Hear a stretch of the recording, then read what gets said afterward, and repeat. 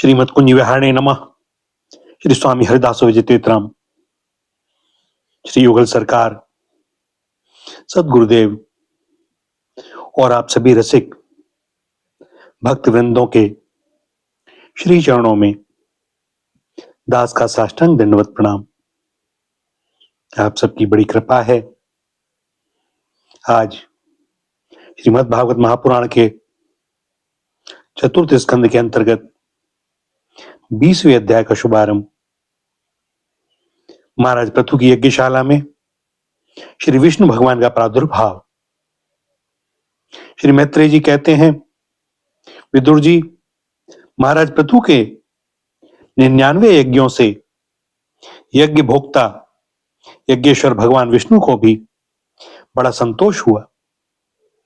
उन्होंने इंद्र के सहित वहां उपस्थित होकर उनसे कहा, श्री भगवान ने कहा, राजन, इंद्र ने तुम्हारे 100 अश्वमेध पूरे करने के संकल्प में विघ्न डाला है। अब ये तुमसे क्षमा चाहते हैं तो मैंने क्षमा कर दो। नरदेव, जो श्रेष्ठ मानव साधु और सद्बुद्धि संपन्न होते हैं वे दूसरे जीवों से द्रोह नहीं करते, क्योंकि शरीर ही आत्मा नहीं है। यदि तुम जैसे लोग भी मेरी माया से मोहित हो जाएं तो समझना चाहिए कि बहुत दिनों तक की हुई ज्ञानी जनों की सेवा से केवल श्रम ही हाथ लगा। ज्ञानवान पुरुष इस शरीर को अविद्या, वासना और कर्मों का ही पुतला समझकर इसमें आसक्त नहीं होता। इस प्रकार जो शरीर में ही आसक्त नहीं है वह विवेकी पुरुष इससे उत्पन्न हुए घर, पुत्र और धन आदि में भी किस प्रकार ममता रख सकता है। यह आत्मा एक शुद्ध स्वयं प्रकाश, निर्गुण, गुणों का आश्रय स्थान, सर्वव्यापक, आवरण शून्य, सबका साक्षी एवं अन्य आत्मा से रहित है। अतएव शरीर से भिन्न है। जो पुरुष इस देह स्थित आत्मा को इस प्रकार शरीर से भिन्न जानता है वह प्रकृति से संबंध रखते हुए भी उसके गुणों से लिप्त नहीं होता, क्योंकि उसकी स्थिति मुझ परमात्मा में रहती है। राजन, जो पुरुष किसी प्रकार की कामना न रखकर अपने वर्णाश्रम के धर्मों द्वारा नित्य प्रति श्रद्धा पूर्वक मेरी आराधना करता है उसका चित्त धीरे धीरे शुद्ध हो जाता है। चित्त शुद्ध होने पर उसका विषयों से संबंध नहीं रहता तथा उसे तत्व ज्ञान की प्राप्ति हो जाती है। फिर तो वह मेरी समता रूप स्थिति को प्राप्त हो जाता है। यही परम शांति, ब्रह्म अथवा कैवल्य है। जो पुरुष यह जानता है कि शरीर, ज्ञान, क्रिया और मन का साक्षी होने पर भी कूटस्थ आत्मा उनसे निर्लिप्त ही रहता है, वह कल्याण में मोक्ष पद प्राप्त कर लेता है। राजन, गुण प्रवाह रूप आवागमन तो भूत, इंद्रिय भवानी देवता और चिदाभास, इन सब की समष्टि रूप परिच्छिन्न लिंग शरीर का ही हुआ करता है। इसका सर्वसाक्षी आत्मा से कोई संबंध नहीं है। मुझ में दृढ़ अनुराग रखने वाले बुद्धिमान पुरुष संपत्ति और विपत्ति प्राप्त होने पर भी कभी हर्ष, शोक आदि विकारों के वशीभूत नहीं होते। इसलिए वीरवर, तुम उत्तम, मध्यम और अधम पुरुषों में समान भाव रखकर सुख दुख को भी एक सा समझो तथा मन और इंद्रियों को जीतकर मेरे ही द्वारा जुटाए हुए मंत्री आदि समस्त राजकीय पुरुषों की सहायता से संपूर्ण लोगों की रक्षा करो। राजा का कल्याण प्रजा पालन में ही है। इससे उसे परलोक में प्रजा के पुण्य का 6ठा भाग मिलता है। इसके विपरीत जो राजा प्रजा की रक्षा तो नहीं करता, किंतु उनसे कर वसूल करता जाता है, उसका सारा पुण्य तो प्रजा छीन लेती है और बदले में उसे प्रजा के पाप का भागी होना पड़ता है। ऐसा विचार कर यदि तुम श्रेष्ठ ब्राह्मणों की सम्मति और पूर्व परंपरा से प्राप्त हुए धर्म को ही मुख्यतः अपना लो और कहीं भी आसक्त ना होकर इस पृथ्वी का न्यायपूर्वक पालन करते रहो, तो सब लोग तुमसे प्रेम करेंगे और कुछ ही दिनों में तुम्हें घर बैठे ही सनकादि सिद्धों के दर्शन होंगे। राजन, तुम्हारे गुणों ने और स्वभाव ने मुझको वश में कर लिया है, अतः तुम्हें जो इच्छा हो मुझसे वर मांग लो। उन क्षमा आदि गुणों से रहित यज्ञ, तप अथवा योग के द्वारा मुझको पाना सरल नहीं है। मैं तो उन्हीं के हृदय में रहता हूं जिनके चित्त में समता रहती है। श्री मैत्रेय जी कहते हैं, विदुर जी, सर्वलोक गुरु श्री हरि के इस प्रकार कहने पर जगद्विजयी महाराज पृथु ने उनकी आज्ञा शिरोधार्य की। देवराज इंद्र अपने कर्म से लज्जित होकर उनके चरणों पर गिरना ही चाहते थे कि राजा ने उन्हें प्रेम पूर्वक हृदय से लगा लिया और मनोमालिन्य निकाल दिया। फिर महाराज पृथु ने विश्वात्मा भक्त वत्सल भगवान का पूजन किया और क्षण क्षण में उमड़ते हुए भक्ति भाव में निमग्न होकर प्रभु के चरण कमल पकड़ लिए। श्री हरि वहां से जाना चाहते थे, किंतु पृथु के प्रति जो उनका वात्सल्य भाव था उसने उन्हें रोक लिया। वे अपने कमल दल के समान नेत्रों से उनकी ओर देखते ही रह गए, वहां से जा न सके। आदिराज महाराज पृथु भी नेत्रों में जल भर आने के कारण न तो भगवान का दर्शन ही कर सके और न तो गदगद हो जाने से कुछ बोल ही सके। उन्हें हृदय से आलिंगन कर पकड़े रहे और हाथ जोड़े ज्यों के त्यों खड़े रह गए। प्रभु अपने चरण कमलों से पृथ्वी को स्पर्श किए खड़े थे। उनका कराग्र भाग गरुण जी के ऊंचे कंधे पर रखा हुआ था। महाराज पृथु नेत्रों के आंसू पहुंचकर अतृप्त दृष्टि से उनकी ओर देखते हुए इस प्रकार कहने लगे। महाराज पृथु बोले, मोक्षपति प्रभो, आप वर देने वाले ब्रह्मादि देवताओं को भी वर देने में समर्थ हैं। कोई भी बुद्धिमान पुरुष आपसे देहाभिमानियों के भोगने योग्य विषयों को कैसे मांग सकता है? वे तो नारकी जीवों को भी मिलते ही हैं। अतः मैं उन तुच्छ विषयों को आपसे नहीं मांगता।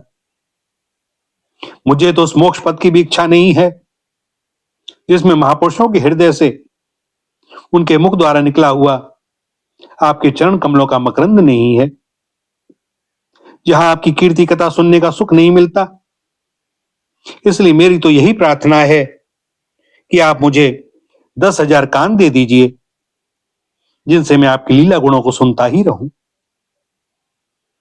पुण्य कीर्ति प्रभो, आपके चरण कमल मकरंद रूपी अमृत कणों को लेकर महापुरुषों के मुख से जो वायु निकलती है, उसी में इतनी शक्ति होती है कि वह तत्व को भूले हुए हम कुयोगियों को पुनः तत्व ज्ञान करा देती है।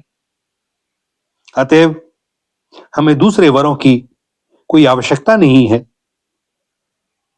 उत्तम कीर्ति वाले प्रभो, सत्संग में आपके मंगलमय सुयश को दैववश एक बार भी सुन लेने पर कोई पशु बुद्धि पुरुष भले ही तृप्त हो जाए, गुणग्राही उसे कैसे छोड़ सकता है?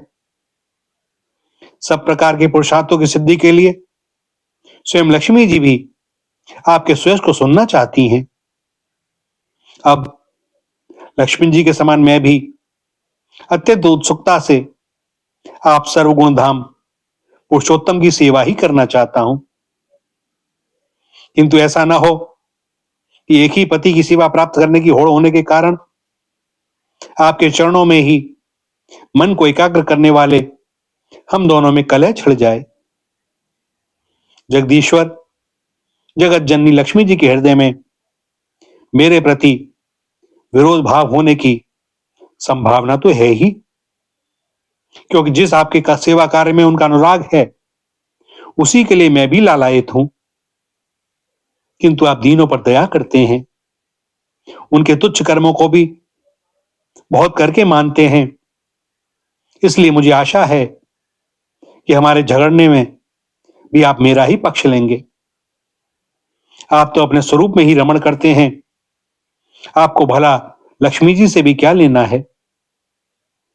इसी से निष्काम आत्मा ज्ञान हो जाने के बाद भी आपका भजन करते हैं। आप में माया के कार्य, अहंकार आदि का सर्वथा अभाव है।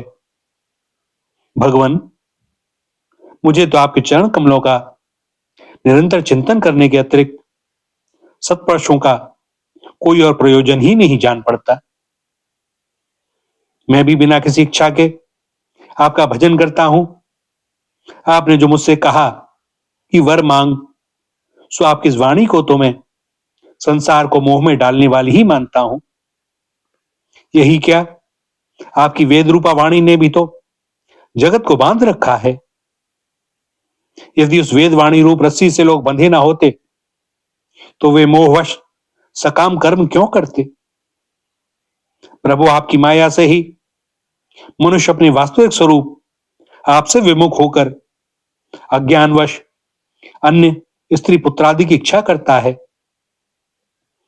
फिर भी जिस प्रकार पिता पुत्र की प्रार्थना की अपेक्षा न रखकर अपने आप ही पुत्र का कल्याण करता है, उसी प्रकार आप भी हमारी इच्छा की अपेक्षा न करके हमारे हित के लिए स्वयं ही प्रयत्न करें। श्री मैत्रेय जी कहते हैं, आदिराज पृथु के इस प्रकार स्तुति करने पर सर्वसाक्षी श्री हरि ने उनसे कहा, राजन, तुम्हारी मुझ में भक्ति हो। बड़े सौभाग्य की बात है कि तुम्हारा चित्त इस प्रकार मुझ में लगा हुआ है।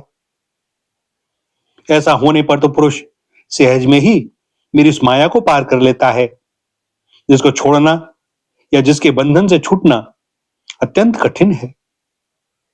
अब तुम सावधानी से मेरी आज्ञा का पालन करते रहो। प्रजापालक नरेश, जो पुरुष मेरी आज्ञा का पालन करता है उसका सर्वत्र मंगल होता है। श्री मैत्रेय जी कहते हैं, विदुर जी, इस प्रकार भगवान ने राजर्षि पृथु के सार गर्भित वचनों का आदर किया। फिर पृथु ने उनकी पूजा की और प्रभु उन सब प्रकार कृपा कर वहां से चलने को तैयार हुए। महाराज पृथु ने वहां जो देवता, ऋषि, पितर, गंधर्व, सिद्ध, चारण, नाग, किन्नर, अप्सरा, मनुष्य और पक्षी आदि अनेक प्रकार के प्राणी एवं भगवान के पार्षद आए थे, उन सभी का भगवत भक्ति से भक्ति पूर्वक वाणी और धन के द्वारा हाथ जोड़कर पूजन किया। इसके बाद वे सब अपने अपने स्थानों को चले गए। भगवान अच्युत भी राजा पृथु एवं उनके पुरोहितों का चित्त चुराते हुए अपने धाम को पधारे। तदंतर अपना स्वरूप दिखाकर अंतर्ध्यान हुए। अव्यक्त स्वरूप देवादिदेव भगवान को नमस्कार करके राजा पृथु भी अपनी राजधानी में चले आए। भैया, यह 20वें अध्याय का समापन होता है और 21वें अध्याय का शुभारंभ। महाराजा पृथु का अपनी प्रजा को उपदेश।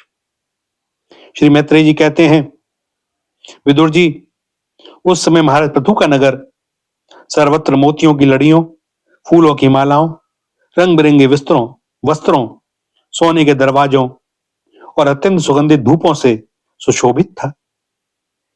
उसकी गलियां, चौक और सड़कें चंदन और अर्गजे के जल से सींच दी गई थीं तथा उसे पुष्प, अक्षत, फल, यवांकुर, खील और दीपक आदि मांगलिक द्रव्यों से सजाया गया था।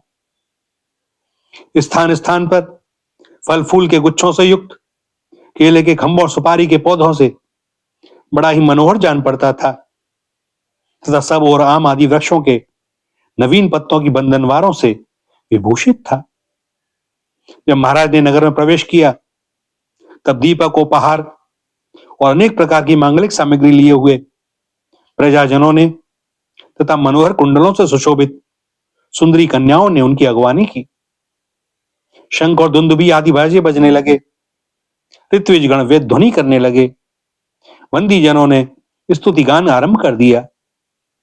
यह सब देख और सुनकर भी उन्हें किसी प्रकार का अहंकार नहीं हुआ। इस प्रकार वीर व प्रथु ने राजमहल में प्रवेश किया। मार्ग में जहां तहां पूर्ववासी और देशवासियों ने उनका अभिनंदन किया। परम यशस्वी महाराज ने भी उन्हें प्रसन्नता पूर्वक अभीष्ट वर देकर संतुष्ट किया। महाराज पृथु महापुरुष और सभी के पूजनीय थे। उन्होंने इसी प्रकार के अनेकों उदार कर्म करते हुए पृथ्वी का शासन किया और अंत में अपने विपुल यश का विस्तार कर भगवान का परम पद प्राप्त किया। सूत जी कहते हैं, मुनिवर शौनक जी, इस प्रकार भगवान मैत्रेय के मुख से आदिराज पृथु का अनेक प्रकार के गुणों से संपन्न और गुणवानों द्वारा प्रशंसित विस्तृत सुयश सुनकर परम भागवत विदुर जी ने उनका अभिनंदन करते हुए कहा। विदुर जी बोले, ब्राह्मणों ने पृथु का अभिषेक किया, समस्त देवताओं ने उन्हें उपहार दिए, उन्होंने अपनी भुजाओं में वैष्णव तेज को धारण किया और उससे पृथ्वी का दोहन किया। उनके उस पराक्रम के उच्चिष्ट रूप विषय भोगों से ही आज भी संपूर्ण राजा तथा लोकपालों के सहित समस्त लोग इच्छानुसार जीवन निर्वाह करते हैं। भला ऐसा कौन समझदार होगा जो उनकी पवित्र कीर्ति न सुनना चाहेगा। अतः अभी आप मुझे उनके कुछ और भी पवित्र चरित्र सुनाइए। श्री मैत्रेय जी ने कहा, साधु श्रेष्ठ विदुर जी, महाराजा पृथु गंगा और यमुना के मध्यवर्ती देश में निवास कर अपने पुण्य कर्मों के क्षय की इच्छा से प्रारब्धवश प्राप्त हुए भोगों को ही भोगते थे। ब्राह्मण वंश और भगवान के संबंधी विष्णु भक्तों को छोड़कर उनका सातों दीपों के सभी पुरुषों पर अखंड एवं अबाध शासन था। एक बार उन्होंने एक महासत्र की दीक्षा ली। उस समय वहां देवताओं, ब्रह्मर्षियों और राजर्षियों का बहुत बड़ा समाज एकत्रित हुआ। उस समाज में महाराज पृथु ने उन पूजनीय अतिथियों का यथा योग्य सत्कार किया और फिर उस सभा में नक्षत्र मंडल में चंद्रमा के समान खड़े हो गए। उनका शरीर ऊंचा, भुजाएं भरी और विशाल, रंग गोरा, नेत्र कमल के समान सुंदर और अरुण वर्ण, नासिका सुघड़, मुख मनोहर, स्वरूप सौम्य, कंधे ऊंचे और मुस्कान से युक्त दंत पंक्ति सुंदर थी। उनकी छाती चौड़ी, कमर का पिछला भाग स्थूल और उधर पीपल के पत्ते के समान सुडौल तथा बल पड़े हुए से और भी सुंदर जान पड़ता था। नाभि भंवर के समान गंभीर थी, शरीर तेजस्वी था, जंघाएं स्वर्ण के समान दीप्यमान थी तथा पैरों के पंजे उभरे हुए थे। उनके बाल बारीक, घुंघराले, काले और चिकने थे। गर्दन शंख के समान उतार चढ़ाव वाली तथा रेखाओं से युक्त थी और वे उत्तम बहुमूल्य धोती पहने और वैसी ही चादर ओढ़े थे। दीक्षा के नियम अनुसार उन्होंने समस्त आभूषण उतार दिए थे। इसी से उनके शरीर के अंग प्रत्यंग की शोभा अपने स्वाभाविक रूप में स्पष्ट झलक रही थी। वे शरीर पर कृष्णमग का चर्म और हाथों में कुशा धारण किए हुए थे। इससे उनके शरीर की कांति और भी बढ़ गई थी।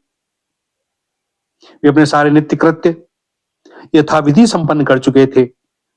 राजा पृथु ने मानो सारी सभा को हर्ष से सराबारू करते हुए अपने शीतल एवं स्नेहपूर्ण नेत्रों से चारों ओर देखा और फिर अपना भाषण प्रारंभ किया।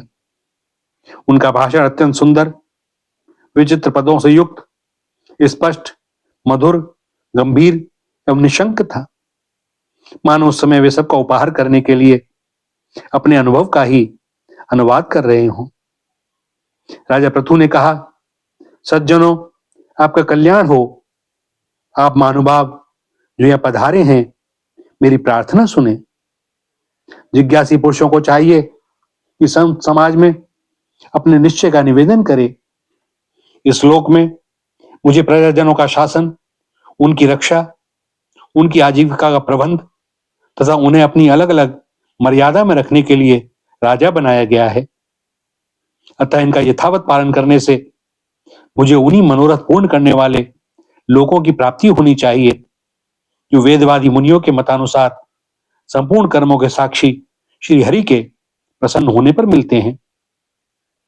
जो राजा प्रजा को धर्म मार्ग की शिक्षा न देकर केवल उससे कर वसूल करने में लगा रहता है, वह केवल प्रजा के पाप का ही भागी होता है और अपने ऐश्वर्य से हाथ धो बैठता है।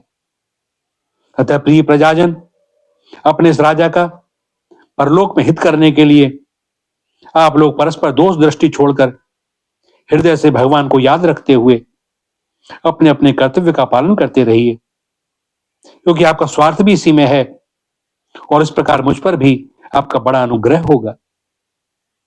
विशुद्ध चित्त देवता, पितर और महर्षिगण, आप भी मेरी इस प्रार्थना का अनुमोदन कीजिए, क्योंकि कोई भी कर्म हो, मरने के अनंतर उसके कर्ता, उपदेष्टा और समर्थक को उसका समान फल मिलता है। माननीय सज्जनों, किन्हीं श्रेष्ठ महानुभावों के मत में तो कर्मों का फल देने वाले भगवान यज्ञपति ही हैं, क्योंकि इहलोक और परलोक दोनों ही जगह कोई कोई शरीर बड़े तेजों में देखे जाते हैं। मनु, उत्तानपाद, महीपति ध्रुव, राजर्षि प्रिव्रत, हमारे दादा अंग तथा ब्रह्मा, शिव, प्रहलाद, बलि और इसी कोटि के अन्य महानुभावों के मत में तो धर्म, अर्थ, काम, मोक्ष स्वरूप चतुर्वर्ग तथा स्वर्ग और अपवर्ग के स्वाधीन नियामक कर्म फलदाता रूप से भगवान गदाधर की आवश्यकता है ही। इस विषय में तो केवल मृत्यु के दौहित्र वैन आदि कुछ सोचनी और धर्म विमूढ़ लोगों का ही मतभेद है, अतः उसका कोई विशेष महत्व नहीं हो सकता। जिनके चरण कमलों की सेवा के लिए निरंतर बढ़ने वाली अभिलाषा उन्हीं के चरण अक्ष से निकली हुई गंगा जी के समान संसार ताप से संतप्त जीवों के समस्त जन्मों के संचित मनोमल को तत्काल नष्ट कर देती है। जिनके चरण तल का आश्रय लेने वाला पुरुष सब प्रकार के मानसिक दोषों को धो डालता तथा वैराग्य और तत्व साक्षात्कार रूप बल पाकर फिर इस दुख में संसार चक्र में नहीं पड़ता, और जिनके चरण कमल सब प्रकार की कामनाओं को पूर्ण करने वाले हैं, उन प्रभु को आप लोग अपनी अपनी आजीविका के उपयोगी वर्णाश्रमोचित अध्यापन आदि कर्मों तथा ध्यान, स्तुति, पूजा आदि मानसिक, वाचिक एवं शारीरिक क्रियाओं के द्वारा भजें। हृदय में किसी प्रकार का कपट न रखें तथा यह निश्चय रखें कि हमें अपने अपने अधिकार अनुसार इसका फल अवश्य प्राप्त होगा। भगवान स्वरूपतः विशुद्ध विज्ञान घन और समस्त विशेषणों से रहित हैं, किंतु इस कर्म मार्ग में जौ, चावल आदि विविध द्रव्य, शुक्लादि गुण, कूटना आदि क्रिया एवं मंत्रों के द्वारा और अर्थ, संकल्प, पदार्थ शक्ति तथा ज्योतिष्टोम आदि नामों से संपन्न होने वाले अनेक विशेषण युक्त यज्ञ के रूप में प्रकाशित होते हैं।